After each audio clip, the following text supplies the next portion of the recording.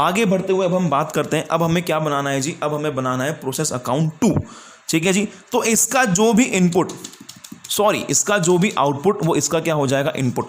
तो यहाँ से प्रोसेस अकाउंट से कितनी यूनिट्स बनी थी, 950। वो 950 यूनिट्स कहाँ पर आ जाएंगी, यहाँ पर आ जाएंगी। जिस अमाउंट पे आपने वहाँ पे कैलकुलेट करी थी उसी अमाउंट पे ये फिगर यहाँ पे भी आपका आ जाएगा। अब प्रोसेस अकाउंट 2 जो है वो क्या लगाएगा, वो अपना खर्चा जोड़ेगा। मैंने मटेरियल लगाया, मैंने लेबर लगाई, मैंने एक्सपेंसेस लगाए, वो सब आ गए।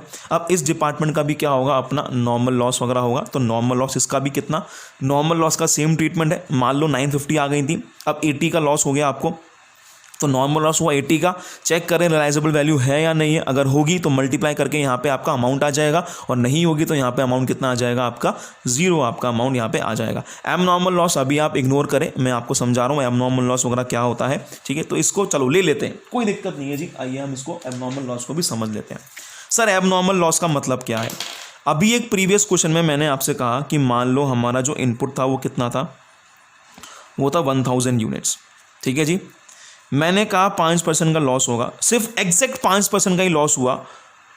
ठीक है, ये अगर आपका एग्जैक्ट 5% का ही लॉस हुआ तो इसको हम क्या बोलेंगे, इसको हम बोलेंगे नॉर्मल लॉस। ठीक है जी, एग्जैक्ट 5% का लॉस हुआ तो ये आप कैलकुलेट करेंगे, 1000 पे 5% का लॉस कितना निकलता है, 1000 पे 5% का लॉस निकलता है 50 रुपये। इट मीन्स हमारा जो आउटपुट है वो 950 या 950 आना चाहिए, और आपको क्वेश्चन में यहाँ पे आउटपुट दे रखा होगा कि जो आउटपुट है आपका वो 950 है। तो आपके हिसाब से भी आउटपुट कितना आ रहा है, 950, और क्वेश्चन में भी आउटपुट कितना दे रखा है, 950। इट मीन्स व्हाट कि जी एबनॉर्मल लॉस ही हुआ है। अब मैं आपको एग्जांपल दे रहा हूँ, और मान लीजिए आपको बोला क्वेश्चन में कि हमने 1000 इनपुट डाले, 1000 यूनिट्स का हमने इनपुट डाला, जो नॉर्मल लॉस है वो होता है आपका 5%, और क्वेश्चन में आपको दे रखा है कि जो आउटपुट आए हैं निकल के, वो आउटपुट निकल के आए हैं आपके 920।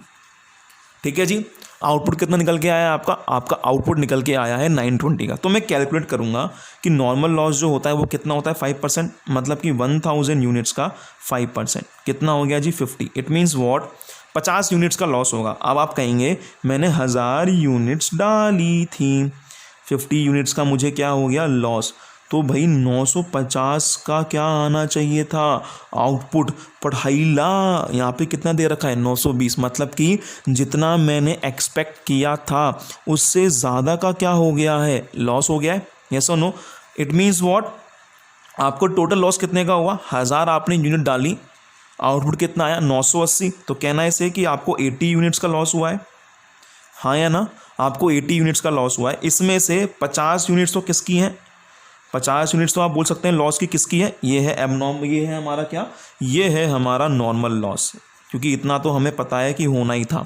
तो जो रिमेनिंग 30 यूनिट्स का आपको लॉस हुआ है, जो रिमेनिंग 30 यूनिट्स का आपको लॉस हुआ है, ये किसको लेके है, ये आपका क्या है, ये है आपका abnormal loss. Oh my God, ये क्या है आपका, ये है आपका एबनॉर्मल लॉस। मतलब एबनॉर्मल लॉस वो लॉस है जो मैनेजमेंट तेरी गलती की वजह से हुआ है, तूने ध्यान क्यों नहीं दिया। नॉर्मल लॉस तो ऐसा लॉस है जो हो जाता है। चलो जी, बड़े बड़े शहरों में ऐसी छोटी छोटी बातें होती रहती हैं, तो वो क्या है, नॉर्मल लॉस। पर अगर बड़े बड़े शहरों में छोटी छोटी बातें थोड़ी बड़ी हो जाएं तो उस बड़ी बात को हम क्या बोलेंगे, उस बड़ी बात को हम बोलेंगे एबनॉर्मल लॉस। ठीक है जी, तो यहाँ पे ध्यान देने वाली बात क्या है, अगर आपका एबनॉर्मल लॉस कुछ होता है तो जी एबनॉर्मल लॉस की कितनी यूनिट्स आ गई आपके पास, 30 यूनिट्स आ गई। ठीक है जी, अब एबनॉर्मल लॉस को हम वैल्यू किस पे करें, तो वैल्यू करने के लिए आपको फिर से प्रोसेस अकाउंट 2 के लिए क्या करना पड़ेगा, आपको वो फॉर्मूला यूज करना पड़ेगा, and that is your cost per unit. बड़ा ही इंपॉर्टेंट फॉर्मूला लगा रखा है, 3 साल लगा रखे हैं मैंने, पुलिस के लिए भी ऊपर क्या लगे रहते हैं, 3 साल लगे रहते हैं। ठीक है जी,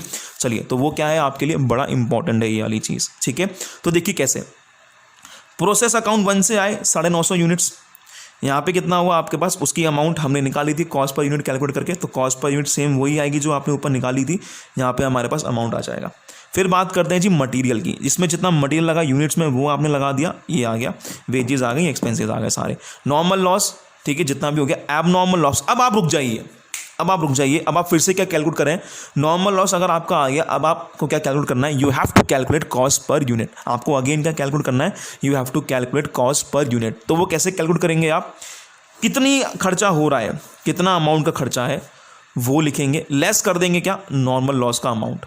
ठीक है जी, अगर जीरो है तो -0, अगर कुछ अमाउंट है तो वो अमाउंट आप लिख देंगे, डिवाइडेड बाय कितनी यूनिट्स हमने लगाई थी माइनस में नॉर्मल लॉस। ठीक है, तो फॉर्मूला कॉस्ट पर यूनिट निकालने का क्या है आपका, बिल्कुल सेम है। इससे क्या होगा आपका, आपकी निकल जाएगी कॉस्ट पर यूनिट, और कॉस्ट पर यूनिट अगर आपकी आ गई तो cost per units abnormal loss की यूनिट्स आपको पता ही है कितनी है, इनको मल्टीप्लाई कर दीजिए तो क्या आ जाएगा आपका यहाँ पे आपका आ जाएगा एबनॉर्मल लॉस का अमाउंट। ठीक है जी, क्या आ जाएगा आपका, यहाँ पे आपके पास आ जाएगा एबनॉर्मल लॉस का अकाउंट, और फिर हम यहाँ पे कर देंगे क्या, बाय आउटपुट। यहाँ पे हम क्या कर देंगे, बाय आउटपुट। तो जितना भी आउटपुट इसका होगा प्रोसेस अकाउंट में वो हम कहाँ पे ट्रांसफ़र कर देंगे, वो हम ट्रांसफ़र कर देंगे आपके नेक्स्ट प्रोसेस में। ठीक है जी, ये है आपका प्रोसेस अकाउंट 2। ठीक है सर आपने एक चीज़ तो बताई नहीं हमें, ये कॉस्टिंग पीनल क्या है, ये कॉस्टिंग पीनल क्या है। मान लो प्रोसेस अकाउंट 1 जो है, प्रोसेस अकाउंट 1 जो है और प्रोसेस अकाउंट 2 जो है, दोनों जगह क्या दिख रहा है आपको, कॉस्टिंग पीनल। यस और नो, दोनों जगह दिख रहा है आपको। तो मान लीजिए प्रोसेस अकाउंट 1 जो है वो हो सकता है कि ज़्यादातर माल प्रोसेस अकाउंट 2 में ट्रांसफ़र कर दे और कुछ अमाउंट वो यहीं से कहाँ बेच दे, बाज़ार में बेच दे। ठीक है जी, हो सकता है, नहीं हो सकता, बिल्कुल हो सकता है। मतलब क्या, मान लो हमने 1000 लगाए, 50 यूनिट्स लॉस हो गया हमारा, तो 950, 920 यूनिट्स तो मैंने कहाँ पे भेज दी, नेक्स्ट प्रोसेस में, और 30 यूनिट्स मैंने यहीं पे भेज दी, प्रोसेस 1 वालों ने ही भेज दी। तो अगर आपने सेल कर दी है तो वो हम कहाँ पे डालेंगे, वो हम डालेंगे कॉस्टिंग पीनल में। तो कितनी यूनिट्स आपने सेल करी, वो किस प्राइस पे आपने सेल करी, उससे मल्टीप्लाई कर देंगे, तो यहाँ पे आपके पास क्या आ जाएगा, यहाँ पे आपके पास आ जाएगा आपका अमाउंट। ठीक है जी, चलिए अब हम बात करते हैं किसकी, now we talk about your process account 3। ठीक है, अब वो डिपेंड करता है आपके क्वेश्चंस में कि कितने प्रोसेस हैं। अगर 4 प्रोसेस होंगे तो आपको 4 प्रोसेस के अकाउंट बनाने पड़ेंगे। ठीक है, तो इसमें मेरा कुछ नहीं जाता। ठीक है जी, चलिए नेक्स्ट हम आगे बढ़ते हुए इसमें देखते हैं प्रोसेस अकाउंट नंबर 3। इसके पास कहाँ से माल आएगा जी, प्रोसेस अकाउंट 2 का आउटपुट, इसका क्या हो जाएगा, इनपुट। तो जितनी इनपुट यहाँ से आई वो आ गई, मटेरियल आ गई, वेजेस आ गई जी, बहुत बढ़िया, बहुत बड़े एक्सपेंसेस आ गए आपके। ठीक है जी, अच्छा यहाँ पे लिखा हुआ है नॉर्मल लॉस, और यहाँ पे एक सर अब ये एबनॉर्मल गेन क्या है, भगवान, चीज़ें ख़त्म ही नहीं हो रही हैं। ठीक है जी, तो देखिए एबनॉर्मल गेन क्या है, एबनॉर्मल गेन को समझेंगे हम। ठीक है, फिर से मैं वही एग्जांपल ले रहा हूँ। लेट्स सपोज आपने कितनी यूनिट्स लगाई थी, आपने यूनिट्स लगाई 1000 की। आपको क्वेश्चन में दे रखा है नॉर्मल लॉस जो है वो 5% होता है। ठीक है, और आपको क्वेश्चन में ही दे रखा है कि जो आउटपुट है वो आउटपुट कितना है, आउटपुट है आपका 960। आउटपुट कितना है आपका 960 का। ठीक है जी, चलिए अब आपने कहा मैंने 1000 यूनिट्स लगाई। ठीक है जी, पर मेरा नॉर्मल लॉस कितना होगा, 1000 का 5% 50। तो आप कह रहे हो कि मेरा जो आउटपुट है वो कितना होना चाहिए, 950। आप कह रहे हो मेरा जो आउटपुट है वो कितना होना चाहिए, मेरा जो आउटपुट है वो होना चाहिए 950 रुपये का। यस और नो। ठीक है, पर आपका आउटपुट कितना है, 960। हे घनन घनन घिर घिर आए बदरा, ये कैसे हो गया, ये चमत्कार कैसे हो गया। ठीक है जी, तो ये जो 10 यूनिट्स आपकी एक्स्ट्रा बन के आ गई हैं, इसको हम क्या बोलते हैं, इस चीज़ को हम बोलते हैं आपका एबनॉर्मल गेन। इसको हम क्या बोलते हैं, इसको हम बोलेंगे आपका एबनॉर्मल गेन। ठीक है, तो जब जितना आप एक्सपेक्ट कर रहे हैं आउटपुट, अगर उससे ज़्यादा आपको मिल जाए, उम्मीद से दुगना अगर आपको मिल जाता है साहब, तो उसको हम क्या बोलते हैं, उसको हम बोलते हैं एबनॉर्मल गेन। उसे हमने एबनॉर्मल गेन का नाम दिया है। ठीक है जी, तो सर इसका ट्रीटमेंट कैसे होगा, बिल्कुल आ जाए, कोई दिक्कत नहीं है। प्रोसेस अकाउंट 2 में सेम यूनिट्स आई, अमाउंट आ गया सेम, मटेरियल इसने जितना लगाया उसकी अमाउंट आ गई, वेजेस आ गए, एक्सपेंसेस आ गए, नॉर्मल लॉस आ गया। कितना हुआ नॉर्मल लॉस इस बार आपको नॉर्मल लॉस हुआ है जनाब, कितने का, क्या 50 का नॉर्मल लॉस हुआ है क्या आपको, हाँ या ना। लॉस कितना हुआ आपको, नॉर्मल लॉस कितना हुआ, बताइए जी, बताइए नॉर्मल लॉस। तो हाँ जी, आप यहाँ पे अभी भी जो अमाउंट है वो कितना लिखने वाले हैं, ठीक है, यहाँ पे आप अमाउंट जो है अभी भी यूनिट्स में उतना ही लिखने वाले हैं नॉर्मल लॉस का।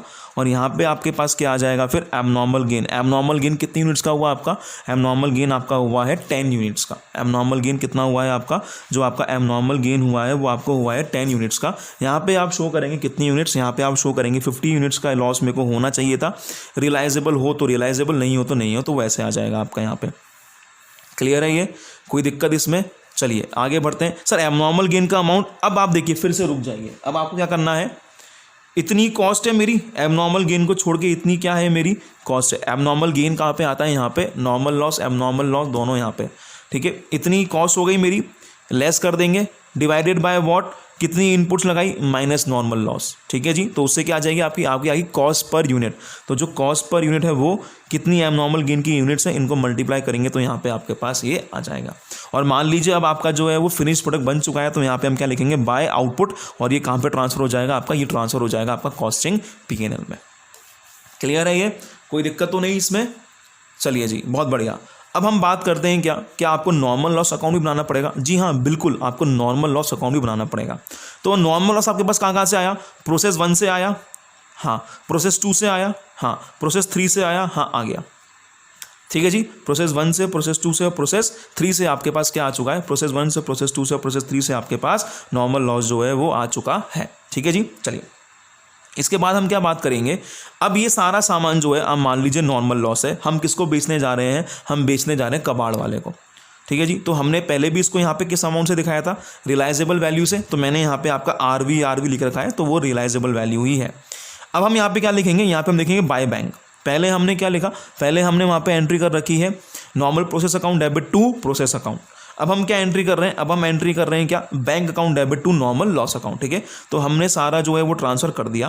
पर हाँ, बड़े ध्यान से आप बात देखेंगे, यहाँ पे आपने थर्ड वाले में जो एंट्री कर रखी थी नॉर्मल लॉस की, वो आपने कर रखी थी 50 यूनिट से, यस और नो, वो आपने एंट्री कर रखी थी 50 यूनिट से। जबकि आपको देखा जाए तो नॉर्मल लॉस कितने का हुआ था, सिर्फ 40 का ही हुआ था, पर आपने एंट्री कर रखी है 50 से। तो आपने एंट्री कर रखी थी 50 से, तो 50 यहाँ पे लिखा। पर जब आप कबाड़ी वाले के सामने इसको बेचने जाओगे तो यूनिट्स तो आपके पास 40 ही है, यस और नो। बेचने वाली जो नॉर्मल लॉस की यूनिट्स रहेंगी आपके पास, वो तो 40 यूनिट्स ही हैं, क्योंकि यहाँ पे तो हमने क्या लिखा, हमने लिखा 50 का लॉस, पर आपको एक्चुअल में हुआ कितने का है, 40 का ही तो लॉस हुआ है, यस और नो। तो आप कबाड़ी वाले को बेचोगे भी कितने, 40 यूनिट्स आप उसको सेल करोगे, ठीक है। मैं नेक्स्ट वीडियो में आपका ये पार्ट कंटिन्यू कर रहा हूँ।